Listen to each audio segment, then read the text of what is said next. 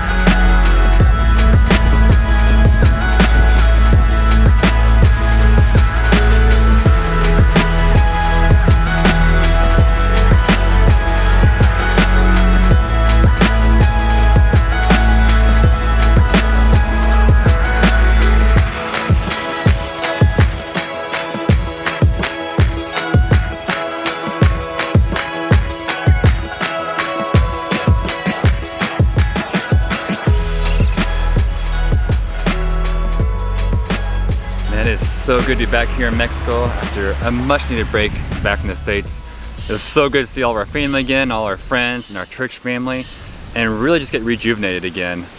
It's crazy, like before we came back to America a few months ago, like we were really burnt out here in Mexico, just with life, with ministry, just a lot of things going on, and just feeling discouraged and really need some time to go back and just really get poured back into again, back with our friends and family and our church. And that was so vital for us. And I really think we should probably do a podcast on this, talking about how we were just feeling burnt out on the field and how we came back feeling rejuvenated, refreshed, and refocused again for what Christ is calling us to do here in Mexico.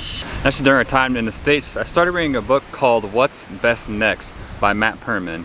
And this book has been really just what I need right now in the season of life, talking about how to plan your mission and your vision, how to become refocused on your life again, what God's calling you to do, but more importantly, how to be effective in your everyday life. And so I highly recommend this book if you're looking for just more clarity on your life and what God's calling you to do. No matter if you're working in an office, working abroad, whatever you're doing, this book is a great book and resource to read to help you clarify what God's calling you to do in your life and to be effective at that. But now I think we're just gonna sit here and do some quality devotional time, spending time with God and His Word, and just seeking His direction for our lives this week. Where I can finally see the sky, all the noise and all the chaos. I only want to hear the sound of the earth. I only want to feel the ground underneath. No pavement, no concrete, just leaves in my heartbeat. I only want to hear the sound of the earth. Buildings and So today we're walking around and kind of starting this process of just doing some more exploratory work as we walk around these different neighborhoods. Today we're in La Cruz and just kind of walk around our first day to get a feel for La Cruz again. So for us, we're super excited, as we said, to be back here in Mexico, but really to focus on more on the outdoor experience, to connect with more people through paddleboarding, to create more friendships with people in that way and trust, and leading to opportunities to share more about God's Word and who He is, and some more discipleship opportunities.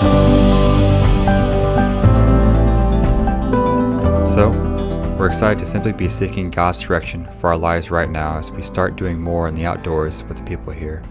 Because our passion is to share more about who God is through His nature, connecting more people into a community that seeks Christ.